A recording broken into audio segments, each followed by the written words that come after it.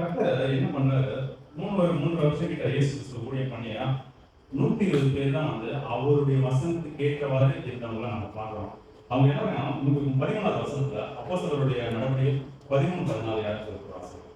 அவர்கள் அங்கே வந்தபோது மேகமேகத்தில் ஏறினார்கள்.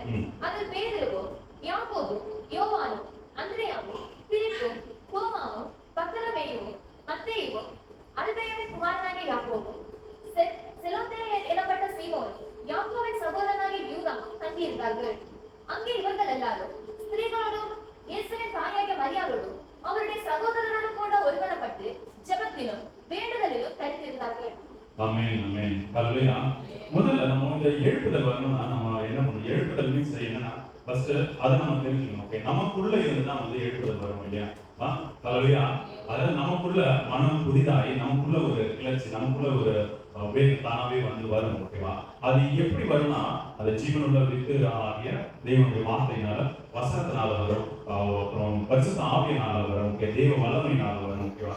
இது எல்லாம் அவர் குறிச்ச நேரத்துல கரெக்டா வந்து நம்ம அந்த நேரம் நம்மளை விட்டு கொடுக்கும்போது நமக்குள்ள இருந்து அந்த அக்கினி எழுப்புதல் அக்கினி வெளியே வரும். ஓகேவா?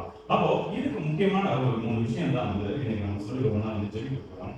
அது ஃபர்ஸ்ட் என்னன்னா இந்த ஒரு மனம். ஓகேவா? 120 பேருக்குள்ள இருந்தது. அதுலயா ஒரு மனம் வந்து ரொம்ப ரொம்ப ரொம்ப முக்கியம். ஓகேவா?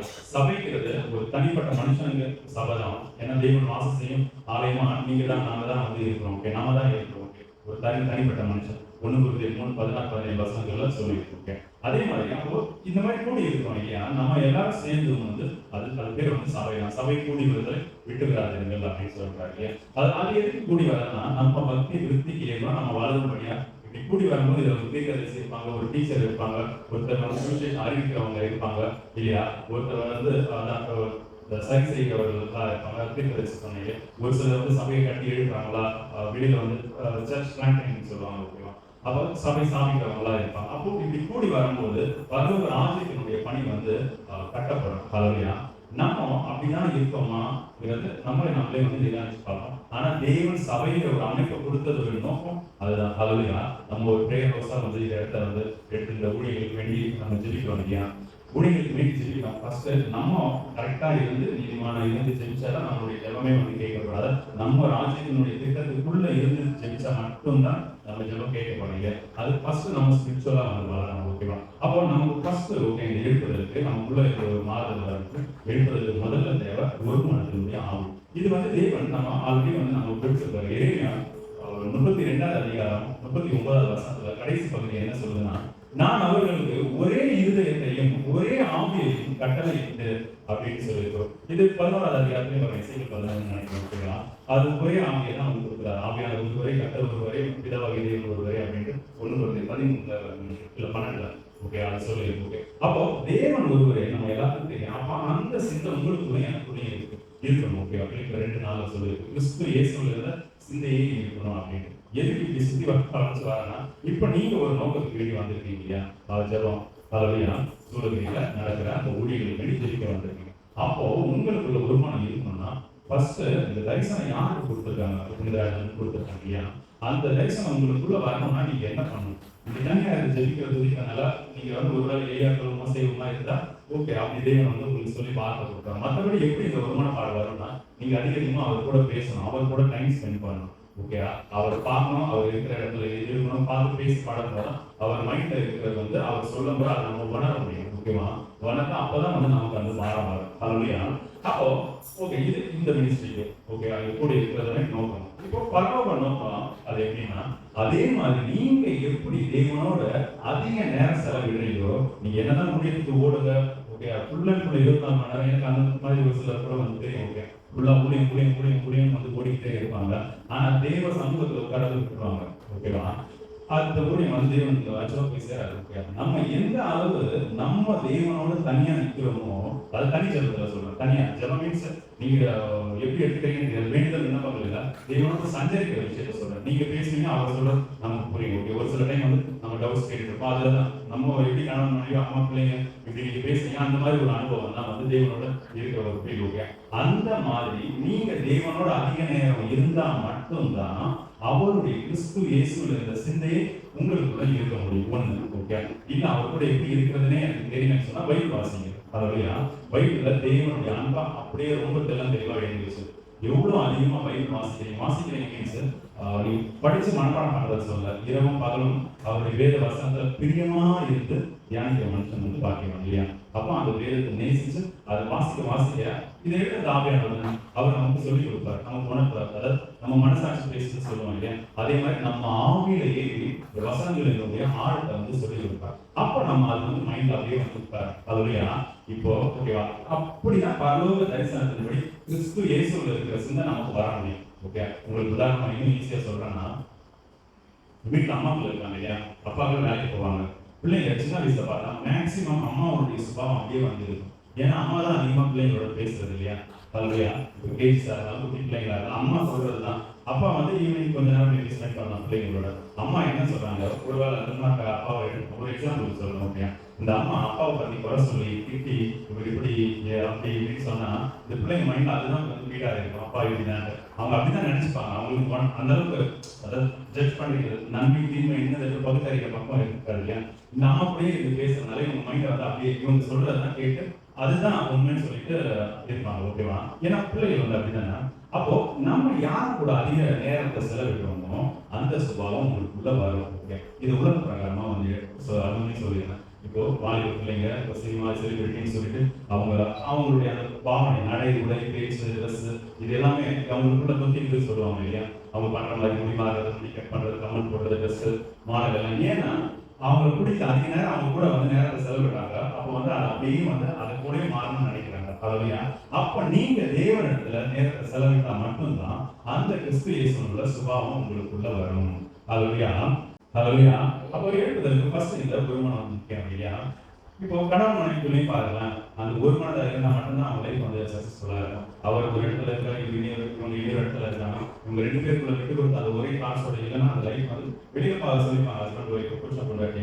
ஆனா அவங்களுக்குள்ள ஒரு நன்மையுமே இருக்காது. மைண்டே ஒத்து போகாது. 60 வயசு ஆனாலும் சரி, 70 வயசு ஆனாலும் சரி. ஏன்னா 60 வயசு அவங்களும் இப்போ நிறைய பேருக்கு ஒத்து போவாங்கன்னு நான் பார்க்க முடியும். சரி, இப்போ அடுத்ததா 2வது அதிகாரத்துல அப்போஸ்தலருடைய நடவடிக்கைகள் 2வது அதிகாரத்துல 46-47 வருஷம் சொல்லுது. அவர்கள் ஒருமனப்பட்டவர்களை தேவாலயத்திலேயே அனுதினமும் தரித்திருந்து வீடுகள் தோறும் அப்பமிட்டு மகிழ்ச்சியோடு கபடமில்லாத இருதயத்தோடும் போஜனம் பண்ணி தேவனை குறித்து ஜனங்கள் எல்லா இடத்திலும் தயவு பெற்றிருந்தார்கள்.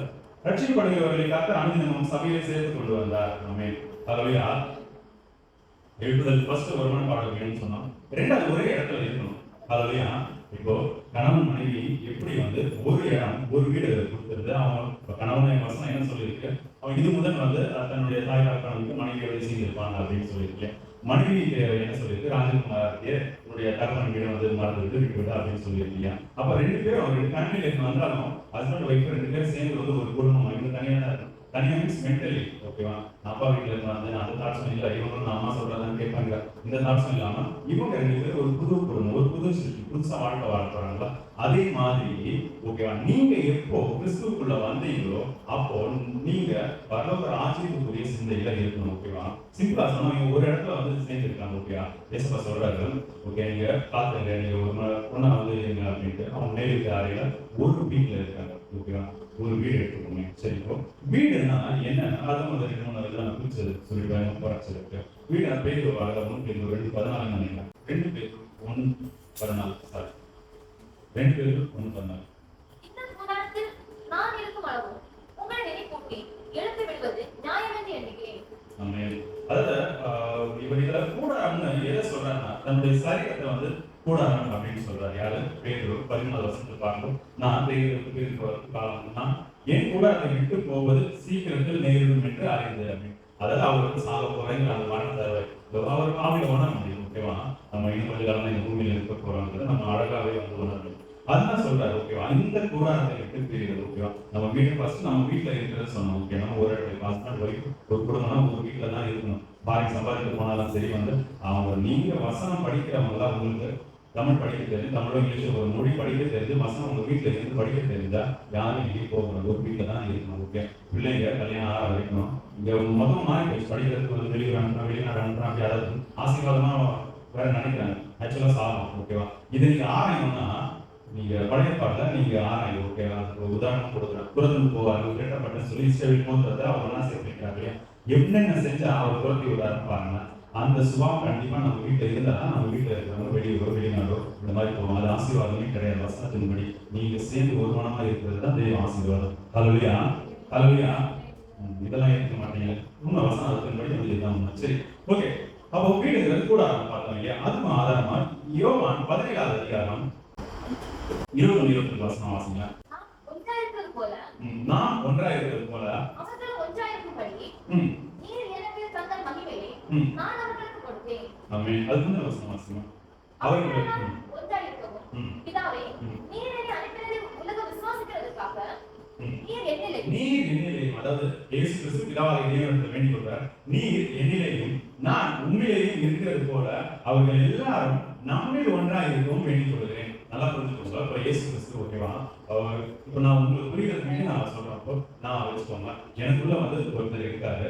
ஓகே, நீங்க எல்லாரும் சேர்ந்து இப்போ நம்மள எல்லாம் ஒண்ணா ஒரே கூடாதுன்னு நான் சொல்றேன். ஓகே, இயேசு கிறிஸ்துக்குள்ள பிதாவாகிய தேவன் இருக்கார். இது 2 அதிகாரம் முன்னாடி யோவான் 15 வந்து அழகா சொல்லியிருக்கோம். நீங்கள் என்னிலேயும் என் வார்த்தை உங்களிலும் நிலைத்திருந்தால் நீங்கள் கேட்டுக்கொள்வது அது உங்களுக்கு. இப்ப நம்ம அவருக்குள்ள இல்லை, அவருக்குள்ள இயேசு கிறிஸ்துக்குள்ளதான் பிதாவாகிய தேவன் இருக்காரு இல்லையா? நீங்க என்ன பிதா எங்கேயும் வந்து கேட்கும்போது சீஷர்கள் கேட்கறாங்க, என்ன சொல்ற, நீங்க இன்னும் அறியவில்லையா? ஓகேயா, நான் செய்யற கிரியைகள் எந்த இல்ல, பிதா தான் வந்து எங்களை வந்து செய்யறாரு அப்படின்னு சொல்றாரு. ஓகே, அப்ப பிதாவாகிய தேவன் இயேசு கிறிஸ்துக்குள்ளதான் இருக்காரு. ஹல்லேலூயா. இந்த வசனமும் அதான் சொல்லுது. ஓகேவா, அப்போ நீர் என்னிலேயும் நான் உண்மையிலேயும் இருக்கிறது போல அவங்க 2 பேரும் ஒன்னா இருக்காங்க. பிதாவாகிய தேவனும் கர்த்தராகிய இயேசு கிறிஸ்துவும் நான் உண்மையிலேயும் இருக்கிறது போல அவர்கள் எல்லாரும் நம்மில் ஒன்றாக இருக்கவும் வேண்டிக் கொள்கிறேன். நான் ஒன்றாக இருக்கிறது போல அவர்கள் ஒன்றாக இருக்கும்படி. ஓகே, அதாவது எல்லாரும் ஒன்னா இருக்கணும் தான் கர்த்தராகிய கிறிஸ்து இயேசு இருக்கிறார். இது பிதாவாகிய தேவனுடைய திட்டமுமா சித்தமுமா இருக்கு. ஹல்லேலூயா. அப்போ ஒன்னா தான் இருக்கணும். ஓகேவா, வீட்டுல குடும்பம் வச்சிருக்கிறது பகவதனுடைய ஆக்சுவலா ஒரு மாதிரி தான் வந்து இங்க பூமியில மனுஷங்களை வச்சிருக்க மெயினா குடும்பத்தை. ஓகேவா, அந்த சாயல் இங்க வந்து குடும்பம் நம்ம காண்கிற வகையில கரெக்டா இருந்து அப்போ அதனுடைய கீழ்ப்படியாம ஹஸ்பண்ட் மனைவி நேசிக்காம இப்படி இருந்தாலே வந்து நம்ம ஸ்பிரிச்சுவலா காணாத தெய்வத்துல எப்படி அனுப்பி போற முடியும்? தப்புதான். இயேசு கிறிஸ்து விபச்சாரம் செஞ்ச அந்த ஸ்திரீயை வந்து மன்னிக்கிறாரு. ஓகேவா, நம்ம வீட்டுல இருக்கிறவங்க ஒரு தப்பு பண்ணா அதை மன்னிக்கிற போனா நமக்குள்ள இல்லைன்னா அந்த இடத்துல கர்த்தர் இருக்க மாட்டாரு. ஹல்லேலூயா, ஹல்லேலூயா, ஹல்லேலூயா. பக்கத்து வீட்டுல இருக்கக்கூடிய அது இதெல்லாம் நம்ம வீட்டுல வந்து கெட்ட வார்த்தை பேசுறது, சமைக்கிறது, அந்த மாதிரிலாம் எதுவும் பண்ணாதீங்க. ஹல்லேலூயா. உங்களுக்குள்ள இருக்கிற தேவ மகிமை அப்படியே போயிடும். ஓகே, தேவன் ரொம்ப சென்சிட்டிவான தேவன். ஓகே, ஒரு விஷயம் உங்களுக்கு கெட்டது பார்த்தாலும் அவரால் இருக்க முடியாது. அவர் பரிசுத்த தேவன். ஓகே, தீமை பார்க்காத சுத்தகனாக இருக்கிறார். அந்த அளவு பரிசுத்த தேவன் உங்களுக்குள்ள வாசம் செய்யறார். நீங்க ஈஸியா பெற்றாதீங்க. ஹல்லேலூயா.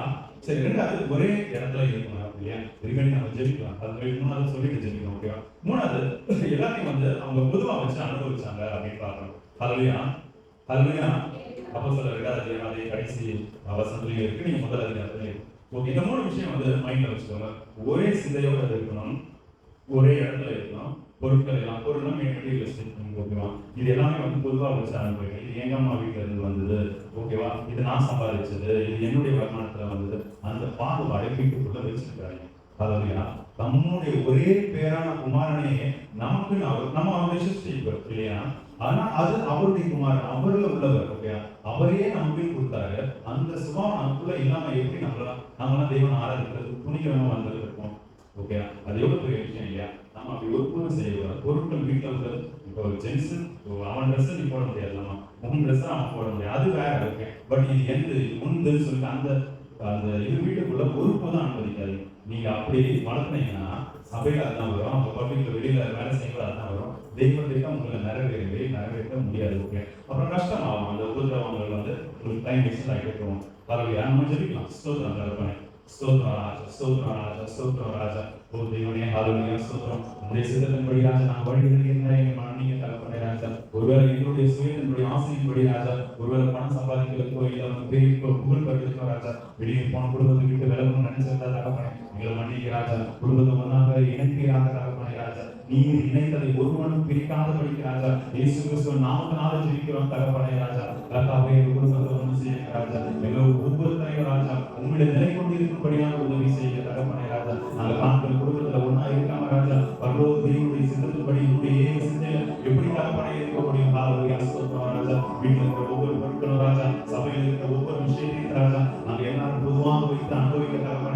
அவருக்கு பகிர்ந்து கொடுக்க உதவி செய்யுங்க ராஜா. உங்களுடைய சித்தத்தின்படி எங்களை வழி நடத்துங்க ராஜா. எங்களை தாண்டி கருத்துல கொடுக்குற தகப்பனே, இயேசு கிறிஸ்துவின் மூலம் ஜெபிக்கிறோம் பிதாவே.